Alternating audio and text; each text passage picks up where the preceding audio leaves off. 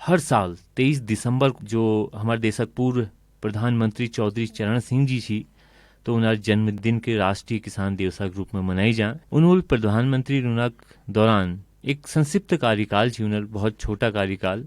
तो वो कार्यकाल में किसानों के लिए बहुत सारी कल्याणकारी योजनाओं की शुरुआत करी और किसानों कल्याण के लिए उनके द्वारा की गई प्रयासों के बहुत अग्रणी कार्य के रूप में देखी जा। और यही वजह यह दिन के किसान दिवस के रूप में मनाई। तो एल हमारे साथ दीपाली तिवारी जी जुड़ चुकी और हम उन्होंने दिगर बातचीत करूँ। तो नमस्कार मैम, आपका बहुत बहुत स्वागत है कुमाऊनी में। नमस्कार, मेरे को यहाँ पे बुलाने के लिए आपका बहुत बहुत धन्यवाद जी। तो बहुत अच्छा लगा कि आपने हमें समय दिया और हमारे तमाम श्रोता भी आज किसान दिवस मना रहे हैं क्योंकि कुमाऊनी जिस वैली में है, जिन लोगों के लिए काम करता है, सब खेती और बागवानी से ही जुड़े हुए हैं और ये उन्हीं का रेडियो है। तो इसलिए इसके मायने और भी बढ़ जाते हैं। सारे किसान भाइयों को पहले तो किसान दिवस की बहुत बहुत बहुत बधाई। आपके काफी सारे अनुभव जुड़े हुए हैं खेती, किसानी और बागवानी से। पहले तो शुरुआत करेंगे कि आज के दिन की किसान दिवस की उपयोगिता को आप कैसे देखती हैं या उसके बारे में क्या कहना चाहेंगी? देखिए, भारत यानी जिस राष्ट्र में हम रहते हैं वो एक कृषि प्रधान देश है जिसकी लगभग 66% जनसंख्या, जिसे कहना चाहिए, ग्रामीण है और परोक्ष और अपरोक्ष रूप से कृषि पर ही निर्भर करती है जी। अब ऐसे राष्ट्र में कृषकों को हम अन्नदाता कहते हैं। तो आज का ये जो दिवस है ये इन्हीं अन्नदाताओं के सम्मान में उनके प्रति अपना आभार प्रकट करने के उद्देश्य से आज यानी 23 दिसंबर को हम किसान दिवस के रूप में मनाते हैं। और ये भी आपको पता होगा कि हमारे जो 5वें प्रधानमंत्री श्री चौधरी चरण सिंह जी रहे हैं, उनका आज जन्मदिन भी होता है और वो स्वयं एक कृषक थे और उन्होंने कृषकों के कल्याण में और उनकी स्थिति को सुधारने के लिए बहुत योगदान दिया, कई नई नीतियों की शुरुआत की। तो ये आज का जो दिवस है ये हमारे कृषकों को समर्पित है। एक बात मैं और कहना चाहूंगी कि पिछले एक साल में जैसे आपने देखा होगा कोविड-19 के चलते हमारे देश में सब कुछ रुका, कितने लॉकडाउन लगे, कितनी सारी चीजें हुई, लेकिन कोई चीज अगर नहीं रुकी तो वो था हमारा कृषक जी। तो वो सब चीजों को अगर हम देखें तो उस सब को देखते हुए ये हमारा आज का दिन जो किसान दिवस के रूप में मनाया जा रहा है वो उन सभी कृषकों को। एक बहुत अच्छी बात आपको और बताऊं कि पिछले एक साल से सारे सेक्टर्स में किसी न किसी रूप में गिरावट आई है, उसकी ग्रोथ में पॉजिटिव नहीं है। सिर्फ एक कृषि एक ऐसा सेक्टर है जिसकी ग्रोथ पॉजिटिव हुई है, जिसमें हमने बहुत सारी चीजें खोई है और इसका पूरा का पूरा श्रेय हमारे कृषकों को जाता है जी। तो ये आज का जो हमारा दिन है उन कृषकों को समर्पित है, उनके प्रति धन्यवाद कहने का दिन है। यही मेरे लिए इसकी सबसे बड़ी महत्ता है जी, कि किसान दिवस है हमारे देश के लिए जो जहाँ का नारा रहा है जय जवान जय किसान। वाकई। तो दीपाली जी, जय जवान जय किसान की हम बात करते हैं तो हम जानना चाहेंगे कि एक विशेषज्ञ के रूप में आपसे कि वर्तमान में जैविक खेती और रासायनिक खेती दोनों तरीके की हो रही हैं, लेकिन ज्यादा संभावनाएं और सफलताएं किस खेती की ओर ले जाती हैं, या आप क्या एक मैसेज देंगे कि किसको हम ज्यादा ले जाएं तो हम दूर तक और एक प्रभावी रूप से सक्षम हो सकते हैं? बिल्कुल। एक शब्द अंग्रेजी में होता है सस्टेनेबल और जिसे हिंदी में कहते हैं टिकाऊपन। हमारे वेदों में जाइए, पिछली चीजों में देखिए, हमेशा से जो खेती रही है वो पूर्ण रूप से जैविक रही है जी। और ये बात आप ज्यादा की बात कह रहे हैं, लेकिन मैं आपको निश्चित रूप से बताती हूँ आने वाला भविष्य अगर किसी खेती का है तो वो जैविक खेती का ही है। नहीं तो पंजाब में जैसे वो कैंसर की ट्रेन बन के दिल्ली आ रही है, लोग इतनी घातक बीमारियों से अफेक्ट हो रहे हैं हमारा। और ये भी मान के चलिए आप कि कई बार हम लोग ये सोचते हैं कि नहीं हमने खेती में रसायन डाल दिया और हमें बहुत अच्छा रिजल्ट मिल रहा है। कभी हम लोगों ने ना साइंटिफिक रूप से, वैज्ञानिक रूप से अपनी पुरानी चीजों को ट्राई ही नहीं किया है। मैं आपके साथ अपना एक अनुभव शेयर कर लूंगी क्योंकि मैं तो पूर्ण रूप से जैविक कृषि से जुड़ी हुई। उत्तराखंड में आपको पता है हमारा किसान 90% जैविक ही है, कुछ स्थानों पर है जरूर, और कई जगह किसानों को आप चाहे उसे बाय डिफॉल्ट कहिए चाहे अनजाने में कहिए, लेकिन हमारा कृषक अभी रसायन प्रयोग नहीं कर रहा है, और ये हमारे लिए बहुत अच्छी बात है। यही हमारे लिए बहुत अच्छी संभावना बनती है, क्योंकि अब जब जैविक खेती शुरुआत करनी है, उसके लिए सर्टिफिकेशन स्टार्ट होता है, वो शुरुआत ही इससे होता है कि पिछले 3 साल आपने रसायन प्रयोग न किया हो। हमारे पंतनगर विश्वविद्यालय में एक संस्था है, एशियन एग्री हिस्ट्री फाउंडेशन। ये एक इंटरनेशनल संस्था है जो टोटल इस बात पे काम कर रही है कि हमारे वृक्ष आयुर्वेद का, मतलब हमारे आयुर्वेद में भी यही कहा गया है कि खेती को जैविक रूप से किया जाए, तो उस वृक्ष आयुर्वेद को हम खेती में कैसे प्रयोग करें। और विश्वास मानिए, उनकी एक तकनीक है कुणाक जल बनाने की जी, जो कि जिसको हम घर में ही उपलब्ध चीजों से बनाते हैं। गौमूत्र होता है, गोबर है, उड़द की दाल है, मतलब कोई भी ऐसी चीज नहीं जो आपको किचन से बाहर लेनी है, और उसके रिजल्ट इतने फिनोमिनल हैं, और हमें अपने सेंटर में भी लगवा रही हैं, और मैं उसकी ट्रेनिंग भी करती हूँ किसानों को। तो ये आप निश्चित मान के चलिए कि आने वाले समय में, वैसे भी गवर्नमेंट ने 27 केमिकल्स को बैन कर दिया है, ये तो आपको पता होगा। किसान भाइयों को भी ये बताना बहुत जरूरी है, जब जाते हैं तो ये देख ले कि कई बार भाई लालच है, पुराना स्टॉक पड़ा है, दुकानदार भी दे देता है, लेकिन अपने विशेषज्ञों से बात करके जाएं, मत प्रयोग करें केमिकल।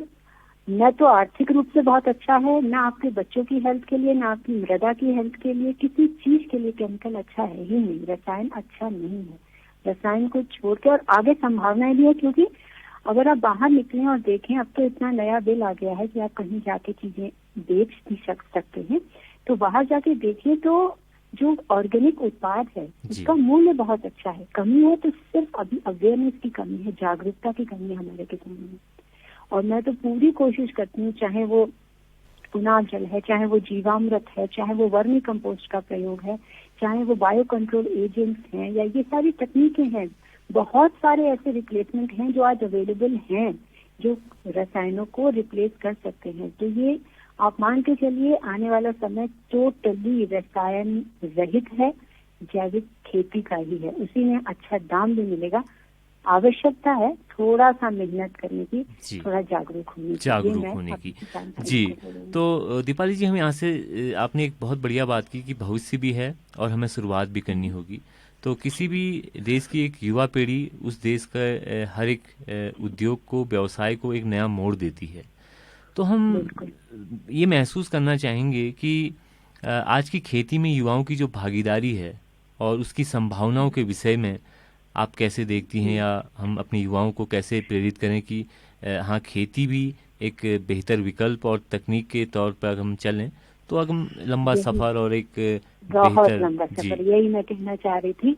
मेरा अगला वो यही था कि देखिए, जो युवा होते हैं ना, वो युवा किस चीज का प्रतिनिधित्व करते हैं? युवा प्रतिनिधित्व करते हैं एनर्जी का, ऊर्जा का, नई सोच का, चीजों को गति के साथ आगे ले जाने का।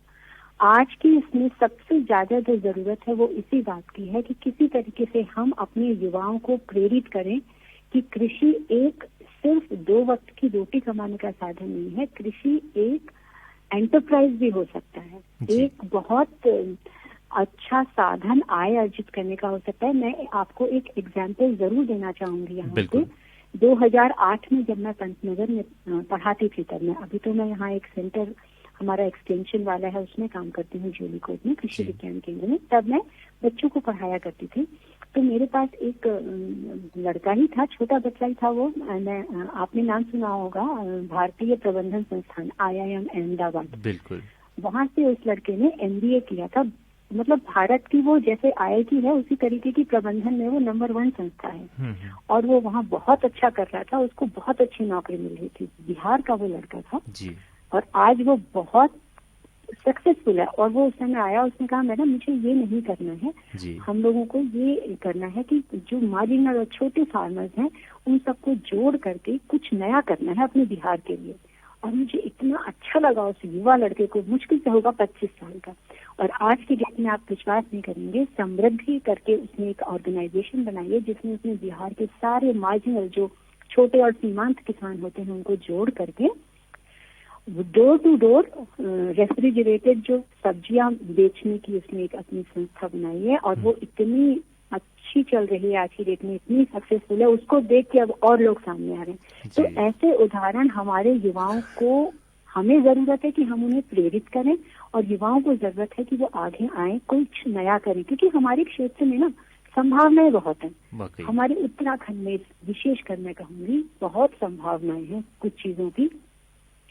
जैसे पूरे भारत में जहाँ सब्जी नहीं होती उस समय यहाँ पे सब्जियां होती हैं, बिल्कुल यूनिक। और यहाँ की जो वातावरण है, यहाँ का जो जलवायु है, वो बहुत सारी संभावनाएं पैदा करता है। तो आज युवा ये कर सकता है। जैसे हमारे यहाँ एक लेडी है, लड़की है दिव्या रावत, जो बहुत अच्छा मशरूम का उत्पादन कर रही है, उसे कई अवार्ड भी मिले। तो ऐसे युवाओं को आगे आने की जरूरत है जो कृषि और उससे संबंधित जितनी भी चीजें हैं, जितने भी सेक्टर हैं जिसमें आज पैसा कमाने की संभावना है, तो उसमें, और हम लोग ऐसा करते भी हैं। हमारे कृषि विज्ञान केंद्र में ना एक रूरल यूथ के लिए ही ट्रेनिंग का प्रोग्राम होता है, जिसमें ग्रामीण युवाओं को प्रशिक्षण देते हैं। 5-5 दिन का प्रशिक्षण होता है। और मैंने ऐसा देखा है कि जो हमारे ग्रामीण युवा बच्चे सिडकुल में जा जाके काम कर रहे थे, वो इससे पहले मैं अल्मोड़ा में कार्यरत थी 6 साल के लिए, तो 2-3 युवाओं ने अपनी नौकरी छोड़ के अपने गांव में आके अपना बिजनेस शुरू कर दिया, कृषि आधारित बिजनेस। तो ऐसे युवाओं को प्रेरित करने की और उनको दूसरों के सामने एक एग्जाम्पल और एक उदाहरण बना के प्रस्तुत करने की बहुत ज्यादा जरूरत मुझे। तो एक अच्छा मैसेज है कि युवाओं के भूमिका इसमें बहुत जरूरी है। तो मैम, दूसरी चीज हम ये जानना चाहेंगे कि इस समय जैसे आपने देखा है कि अब आप अल्मोड़ा रही हैं, तो यहाँ के पहाड़ी जो किसान हैं, तो यहाँ की खेती और यहाँ की कठिनाइयाँ एक अलग चुनौती पेश करती हैं।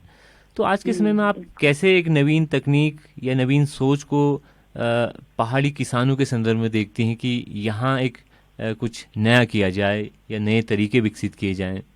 बिल्कुल, हम लोगों को ना थोड़ा अभिनव प्रयास करने की जरूरत है, जिसे कहते हैं ना इनोवेटिव अप्रोच, तो हमें लगानी पड़ेगी। क्योंकि आप ये मान के चलिए कि जैसे हर जब कोई भी हम किसी जगह के बारे में सोचते हैं ना, तो उसकी कुछ स्ट्रेंथ होती है, कुछ वीकनेस होती है, कुछ अपॉर्चुनिटीज होती है वहाँ, और कुछ डर भी होता है। स्वॉट एनालिसिस जिसे कहते हैं कि ये इसकी खासियत है, ये इसकी कमियां हैं। तो वैसे ही हमारे यहाँ बहुत चैलेंजिंग भी है। कृषि करना आसान नहीं है, लेकिन अगर ढंग से की जाए, नई तकनीकियों को ध्यान में रखते हुए, अभी जो चीज ट्रेंड में है उसको ध्यान में रखते हुए, नई तकनीकियों को ध्यान में रखते हुए आप खेती करें तो अपार संभावनाएं हैं। जैसे मैं पहली बात तो जैविक खेती को लेके कहूंगी।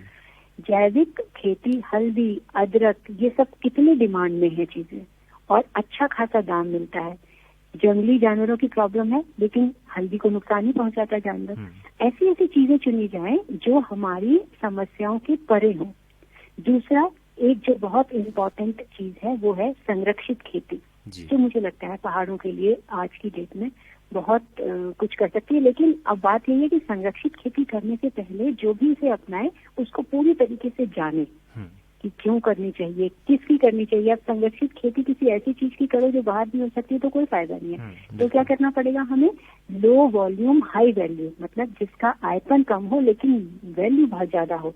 जैसे ब्रोकली है, जैसे शिमला मिर्च होती है, कलर्ड शिमला मिर्च। तो एक नई नई चीजें लाके एक अभिनव प्रयास करने की जरूरत है। तीसरा, मेरा ये मानना है कि मैं खुद भी एक उद्यान वैज्ञानिक हूँ। मैं सह निदेशक उद्यान की तरह काम कर रही हूँ कृषि विज्ञान केंद्र में, और मैंने ये देखा है कि हमारे उत्तराखंड राज्य में उद्यान की अपार संभावनाएं हैं। अगर हम चाहें तो उद्यान के क्षेत्र में हम बहुत अच्छा, और अगर उद्यानिक फसलों को हम जैविक रूप से पैदा कर लें तो उसका हमें अच्छा दाम भी मिलेगा। बस अच्छे से काम करने की जरूरत है। एक और जो बहुत बड़ी बात मैं आपसे कहूंगी, जो लिमिटेशन है हमारे यहाँ की, एक कमी कह लीजिए, कि हमारी मैक्सिमम जो खेती है वो रेनफेड है, वर्षा आधारित है। तो हमें जो पानी है ना उसका प्रयोग बहुत सोच समझ के करना है। हमें पानी को हार्वेस्ट करना, पानी को जो बरसात में जो बर्फ पड़ते समय पानी वेस्ट होता है उसको हार्वेस्ट करके रखना। दूसरा, ऐसी तकनीकें प्रयोग करना, जैसे पलवार एक तकनीक है। पलवार क्या होता है?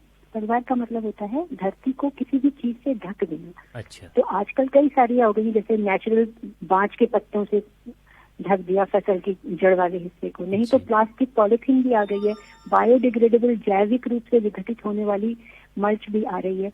तो उसमें क्या होता है कि अगर हम पौधे को किसी चीज से ढक देते हैं, पॉलिथीन से या उससे, तो उससे क्या होता है कि एक तो हमें बार बार गुड़ाई नहीं करनी पड़ती, घास नहीं आती है उसमें।